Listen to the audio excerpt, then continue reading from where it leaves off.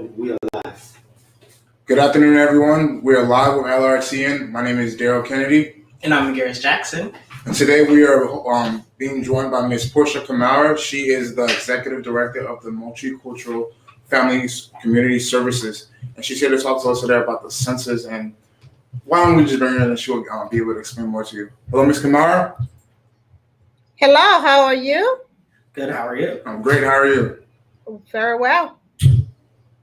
So we wanted you to come here and talk about your role, the Multicultural Family Community Services and their role with the census. How are you two working together? The Multicultural Community Family Services has a dual role. There is a duality here, but before I go into that, I want to say thank you to our friends at the Liberian Radio and Television Network for bringing me on. Great work that you are doing in the community, certainly providing a valuable service, not just to the Liberian community, but the African and Caribbean community in general. So thank you for your work. Thank you. Actually, further, I would like to thank you for the exact same things. If for you guys who don't know at home, the Multicultural Family Community Services does extensive work in our communities. They help, and not just our Liberian communities, but the same with her, with Caribbean and other Eastern and Western African communities. So and not just African, Spanish and with more than 20 organizations attached to the Multicultural Service in Delaware County. They do a lot of great works, but also with the census as well. And Ms. Portia Kamara is here basically to tell us about the event that's going to be taking place tomorrow with the Delaware, well, I call it DCIC. The Delaware County Immigration Coalition. And Ms. Kamara, can you tell us a little bit more about all of that? I know we just spoke at length, but could you tell us, a little bit about how all of this is going on and what's your role in it and how, everyone who's watching can get involved? It really is an exciting time for all of us at the Multicultural Community Family Services. I had said earlier that there is a duality in the role that we play, and that as a community-based social service organization, we had our own census initiative that we were working on from about February of 2020 up until now, actually. And while doing that work, of course, in the midst of that came COVID.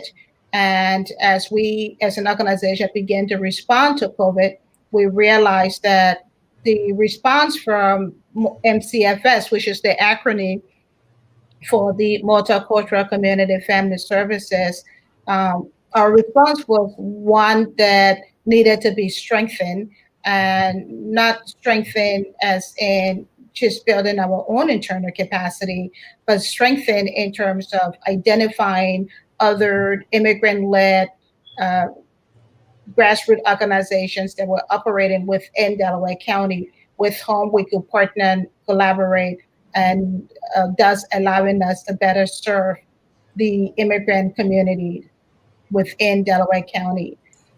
That need and seeing such a gap resulted in the Multicultural Community Family Services reaching out to other immigrant-led organizations that were already operating within Delaware County, and that outreach to those immigrant-led organizations ultimately brought about the convening and subsequent forming or formation of the Delaware County Immigrant Coalition, which presently consists of 12 organizations representing several ethnicities, several immigrant communities, as well as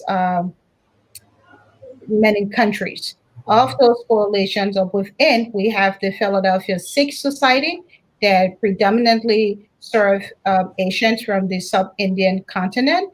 We also have the Central Dia Paya Communitaria organization that serves the Latinx people from Central America and other places within the world that they come from and are currently resided within Delaware County.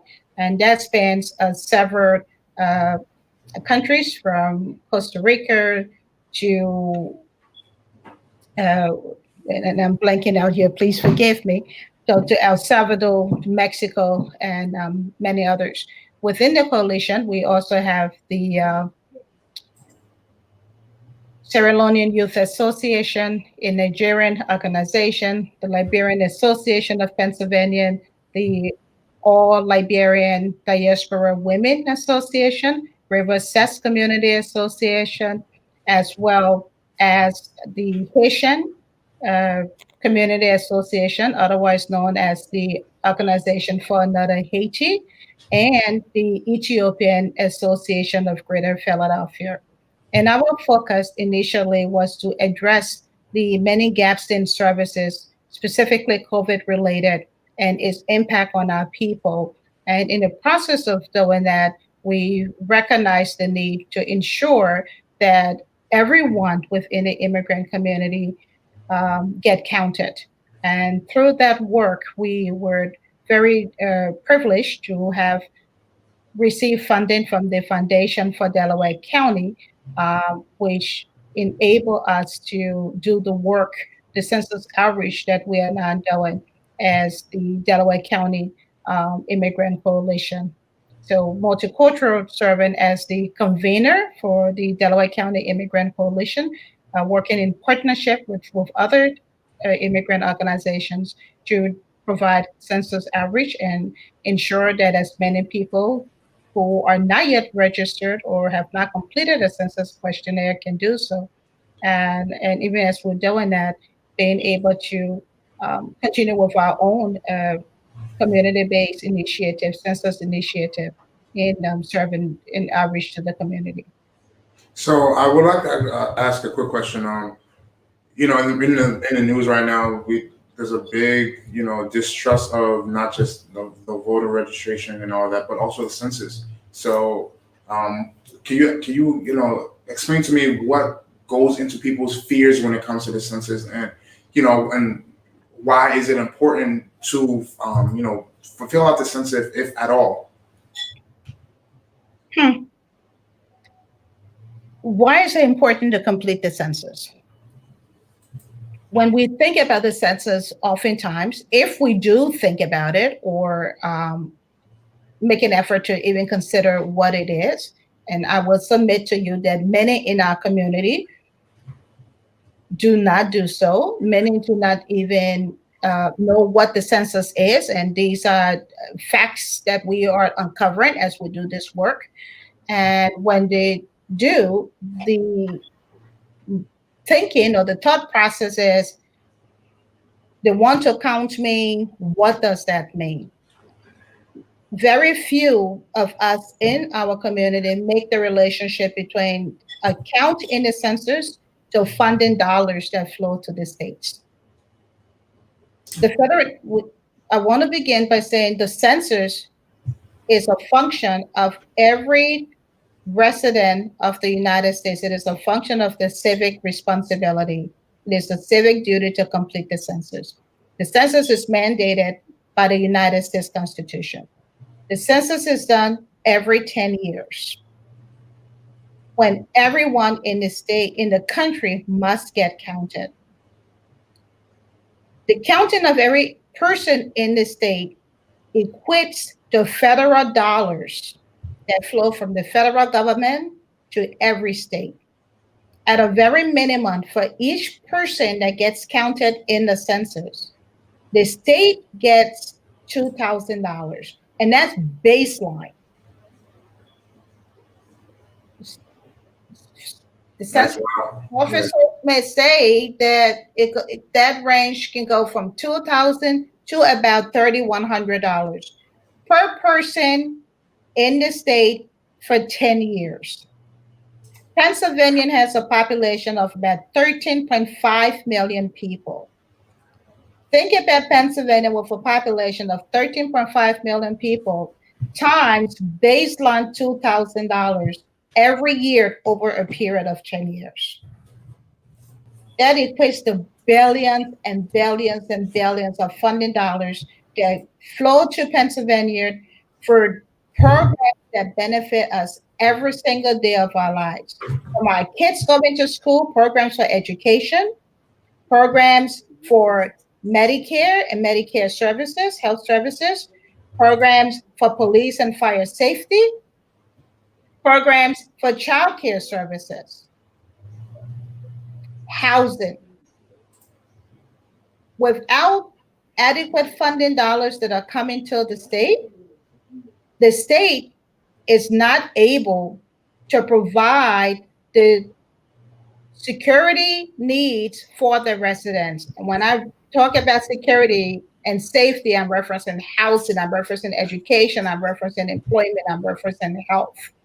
The less money that flows to the state, the less capacity the state has to fund social programs, to fund educational programs. When we, with limited income, go to have our children and we want to look for childcare services for our children, for many in the state of Pennsylvania and albeit all over the US, those services oftentimes are subsidized. Where does the subsidy dollars come from? The subsidy dollars come from funding that flows to the state, and that funding comes from the census.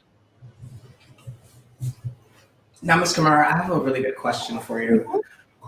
What would you say to those who are leery of filling out the census because they feel as if the money that does come to the state or does come to the community doesn't get used in the community property? What would you say to those people who don't want to sign with the census because of that? I will direct them to the many daycare centers that are operating in their communities. Okay. Many of those daycare centers funding come from the state.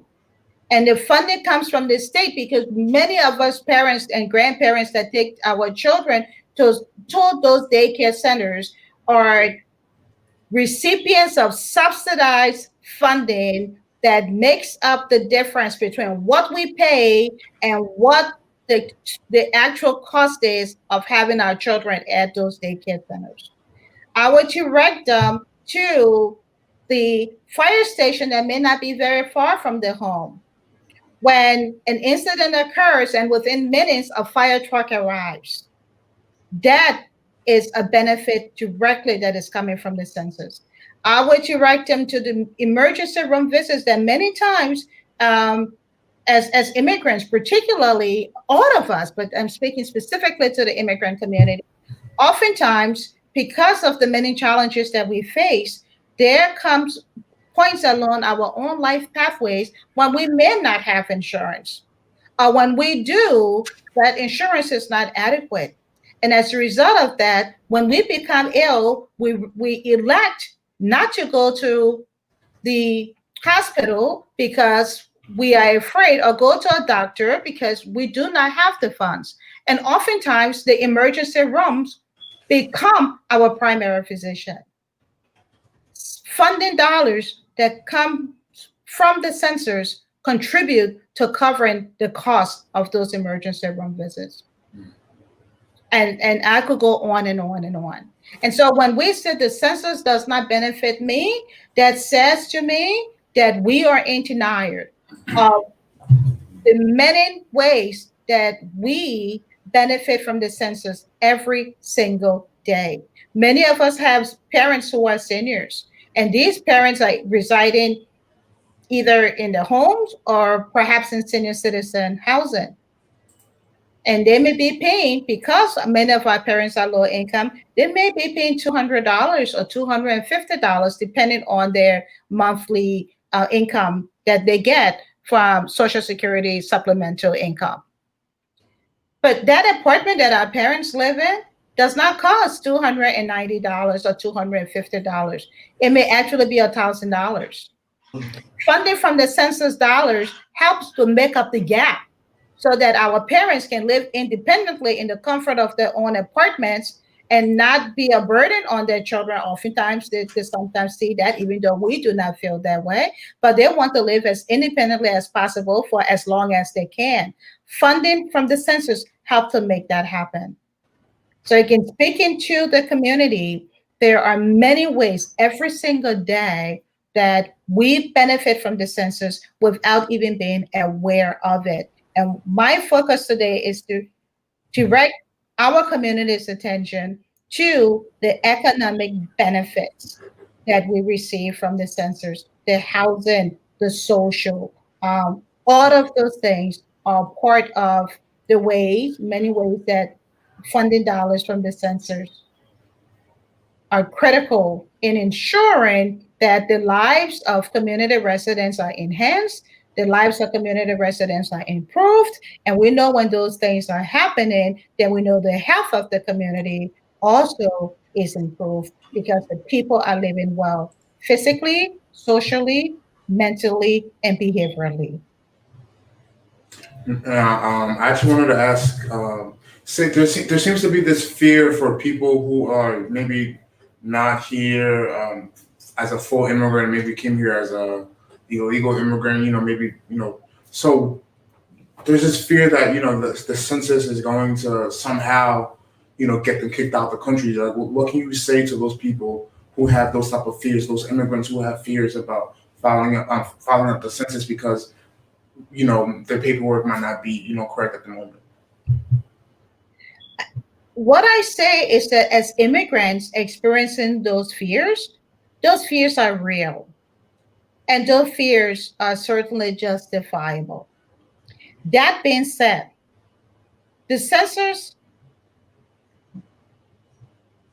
having gone on for hundreds of years, at least 150, 200 years, have built in mechanisms that ensure, as far as we know, and I'm sharing with you based on what I know. And what I know is what has been given to me as per what the Census Bureau has shared. I cannot go beyond that. I do not have a crystal ball. But what we know, what we have been provided as per the Census Bureau, is that the census is confidential. The census is safe. That being said, we understand as immigrant leaders within our communities why individuals will not feel safe. We come from countries where that represents countries that represent authorities, oftentimes that are not government authorities, that are not embracing or welcoming, let me put it that way. And when I talk about government authority, I'm talking about the police or perhaps even the military. We are fearful as just being immigrants, and then we come to a country that if and when individuals who entered, many legally, for various reasons become undocumented, there is a lot of fear. If I go and complete the census, they will know that I'm here undocumented. And because of that, I don't want to do it. What we do know about the census and what we can show based on what the census is, the census does not ask for social security numbers. Not at all. The census does not ask for one's citizenship. There are 9 questions on the census, and none has to do with those identifiers that can result or could result into a disclosure of not just of a person's status. Let me put it that way. And so while fears, I would say, what I want to validate those fears, I also want to assuage them as well to say the mechanisms that have not been put in place are of such that those fears should be minimized almost to zero. Mm. And We're going to take a quick break. the I'm community sorry. to complete the census. I'm sorry to cut you off, Miss Kamara. We have to take a quick break. We'll be right back, and just give him 1 minute.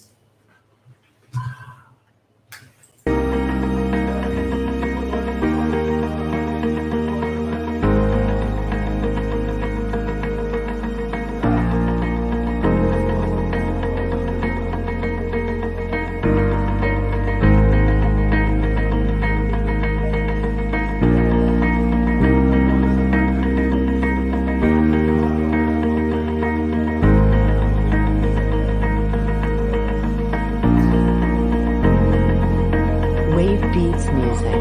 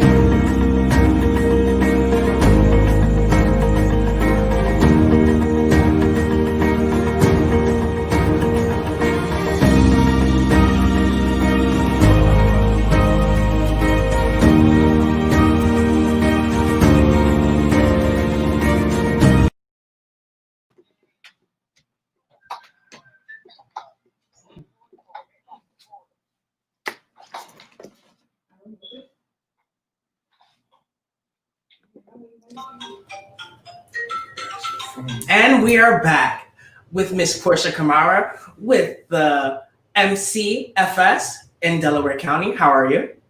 I am well. Now, just before commercial break, Ms. Kamara was giving us an explanation on, or was explaining why is it important for immigrants who are undocumented to continue or to actually participate in this year's 2020 census. Now, Ms. Kamara, I have another question. In regards to the event that it will be taking place tomorrow, can you give us a little insight on that? Well, thank you. We're really excited about tomorrow, I must say. The event tomorrow is one that is being dubbed the Facebook Live Census virtual event. That event is specifically targeting immigrants within Delaware County.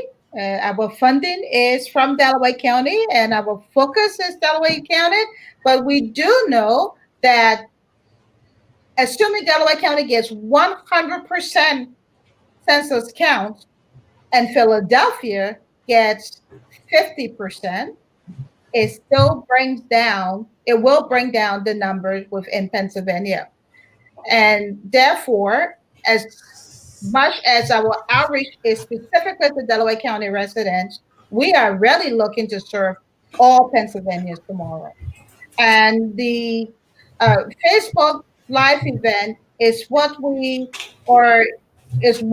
will allow us to use phone banking, as we call it, to reach out to all residents by phone, utilizing Lrtn network, because we know the reach is very far. So we're going to reach them by the internet, by social media, but specifically by phone. What is going to happen is that each participating organization of the Delaware County Immigrant Coalition is going to use a phone banking list of as many individuals as they have within their network. For example, the Multicultural Community Family Services will likely have a list of 300 to 500 individuals. And other organizations are going to be having anywhere from 100 2, 3, 500. And what representatives from every organization that will be doing tomorrow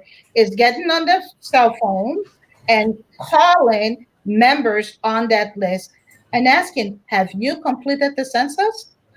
And if the answer is, what do you call the census? Then the next thing we'll have to do is explain what the census is and say, how about we complete it now? Well, we meaning you, but making it inclusive so that we can connect with them. Then the response may be, well, we don't know how to do it. Or that census thing there is too hard to do. And then we say to them, you know what, we can help you. So our goal one is to outreach inquire if an individual has completed the census. If they have not, encourage them to do so. And thirdly, in encouraging them to do so, when we find out that they cannot because of limited capacity, we then will walk with them through our cell phone or using our laptop to help them to complete the census. Or perhaps the individual may say, you know what, that thing you're talking too much for me. I even got no laptop here, or I know how to use this cell phone. Then what we are going to be doing as an added support within Delaware County, we're going to have several host sites, community host sites, one in Upper Darby, in East Lansdowne, in Philadelphia, actually, we have one targeting all those Delaware County residents who may be out on Woodland Avenue, going to AB stores and the other stores to buy the African food. And they may hear of this broadcast and know that we're doing this work. So we have someone there, a site in Philadelphia that we can direct them to. And what we're going to be doing is directing individuals who will be connecting with by phone to the different community host sites where census workers will be to support them to complete the census. And our goal is to reach anywhere from baseline 100 to 500 or more immigrants tomorrow from different nationalities: Ethiopia, Liberia, Kenya, Senegal, if they're called. The immigrant diaspora we know is very large. We'll also be reaching many within the Spanish-speaking community. And our hope is that people will respond, that they will call in, and they will, if they have not completed the census, that they will spend the few minutes of their time to have that done. The census takes anywhere from 5 minutes if there is, one individual, to about 13, 20 if we have a family of 10. As we know, many of our immigrant households, we have many members in those households. One of the things that is important too, yes, the census counts individual. We know that every person has to be counted in the United States, but the census is actually counting households. How many households are in the United States and how many individuals are residing in those households? And those individuals get counted, including babies. No one is left out. If you live in the United States and you were here on April 1st, which is what is known as Census Day, you get counted. But perhaps you came on July 1st, and because of COVID, you are still here. And we know the census is still counting. Do you get counted? The emphatic answer is yes, you get counted. And money goes to your state because you got counted. So I have a question. So what if, my uncle, he comes over every Tuesday. He sleeps the night over Tuesday.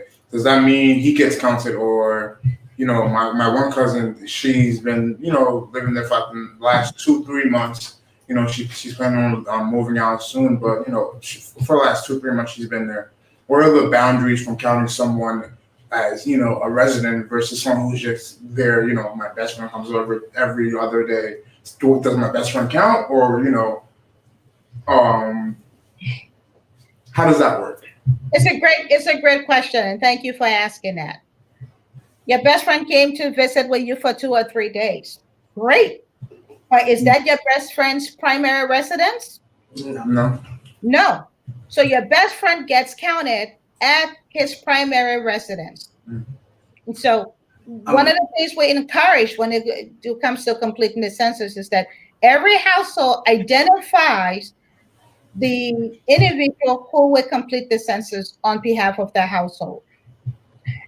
And that individual completes that household for everyone. So let's take it one step further. We know your best friend can't get counted at because that's not his primary residence. Or perhaps your uncle came to stay with you for a week or perhaps 1 month. He came from California. But your home in Pennsylvania is not his primary residence. Your uncle gets counted at his primary residence. Now, what if Uncle Joe, for whatever reason, got really sick and he had to go into a nursing home? And on April 1st, he was in a nursing home, or perhaps on July 1st, he went into the nursing home and he is still there. He left before his household gets counted. When that household is being counted, because Uncle Joe is in the nursing home, Uncle Joe gets counted in the nursing home and not as a member of his household. Ms. Kamara, Yes. Just before you continue, I would just like to highlight something. For those who don't know, your permanent residence is the residence where you receive your mail. So even if you are vacationing or staying with somebody, anywhere that your mail is sent to, that will be considered your permanent address. You know, that actually brings up an interesting question. What if my mail gets sent somewhere else, but I've been, because just for legal reasons, I've known of some people who live one place and send their mail another place. So how does that work? So should we go by the mail system, or should we go by where am I living? The census says your primary residence is where you live, not where you receive your mail. Many people receive the mail at the post office. Is that where they live? They have post office boxes, right? They don't live there. There are times when we are in transition, and so we may have a specialized place that we get our mail, or an identified place that we get our mail, or a place that is committed to ensuring that when our mail comes, it is secure. But we are not living there. You cannot get counted at if you are not living there. You get counted at your primary place of residence. That household gets counted. And if you are a member of the household, you get counted. There are times, as I said, people are transient. There are some who are homeless. And sadly, more and more, we are beginning to see homelessness impacting our own communities, immigrant communities, more so than at any other time. One of the good things about this country, just about every homeless person is connected to a social network.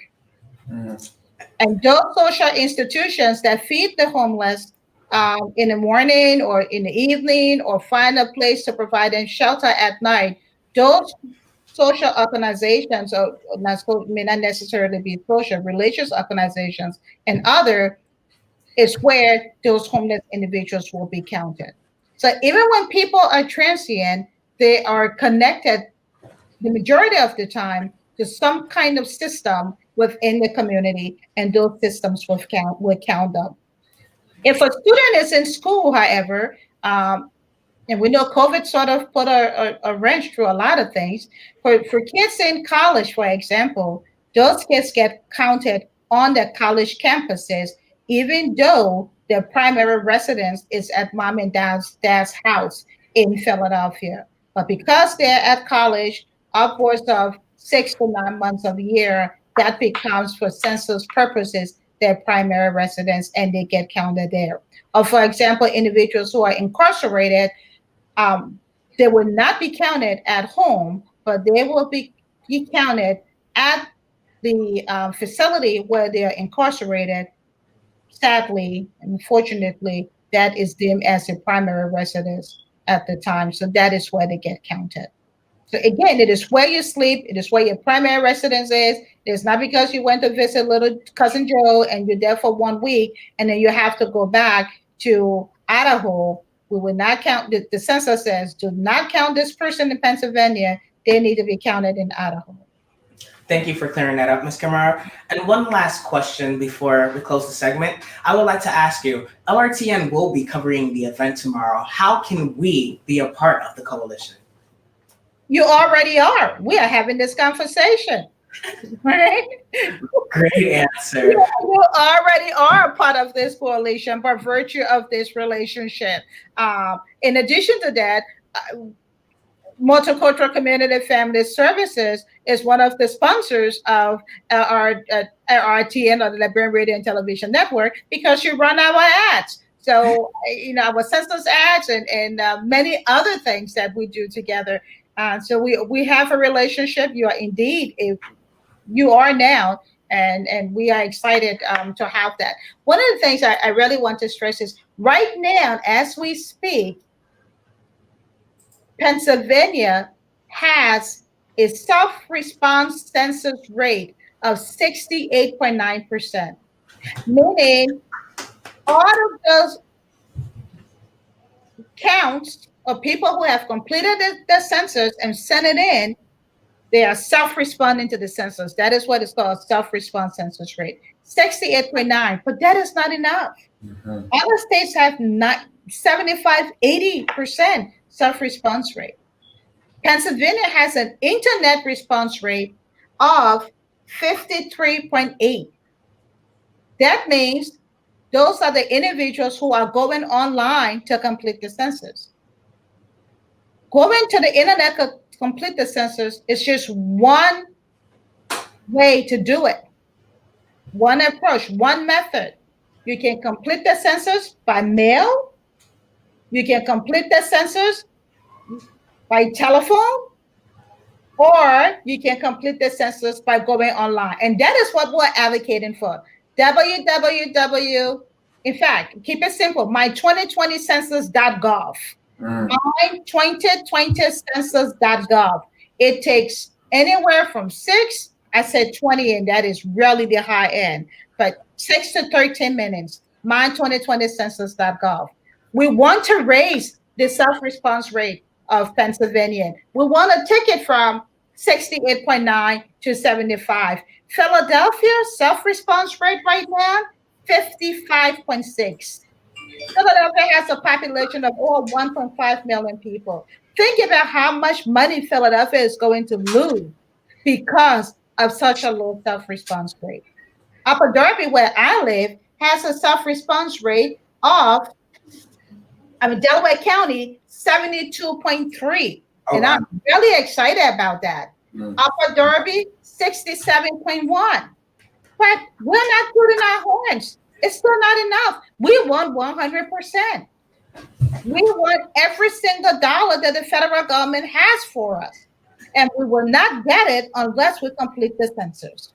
And so I encourage our people, immigrants in particular, to go to my2020census.gov and complete that census today. Today is also an important day because many of you know or may not know that the Census Bureau had plans to end the census count on September 30th. And several liberties organizations and states fought that. And today, a federal judge in California said to the Census Bureau, you cannot do that. The census must go on. And so we have until October 31st. But let us not be fooled, because anything can happen between now and October 31st. So let us not wait. Let's do it today, right now, and let's do it tomorrow as well to ensure that we all get counted, because counting is money that comes to the state for which many immigrants benefit. Again, I cannot overstate that. All of the SNAP benefits that we get, and I'm speaking collectively, that money comes from the census. The WIC that our mothers get to take care of their babies, That is money that comes from the census. SNAP, WIC, CCIS, childcare, Medicaid, waiver, community health choices, fire safety, housing, schools. We want better schools for our children. Amen. A lot of that money comes from the census. So it impacts us in more ways than we will ever know. So put simply, the census is when everybody gets counted in this country, the United States. It happens once every 10 years. Once every 10 years. It is our civic duty, our civic responsibility. To the best of my ability, I can say to you that it is safe. I cannot say it with 100% certainty because there is no such thing as. But we can say, to the best of our ability, it is safe, it is confidential, and we don't have to be afraid to complete it.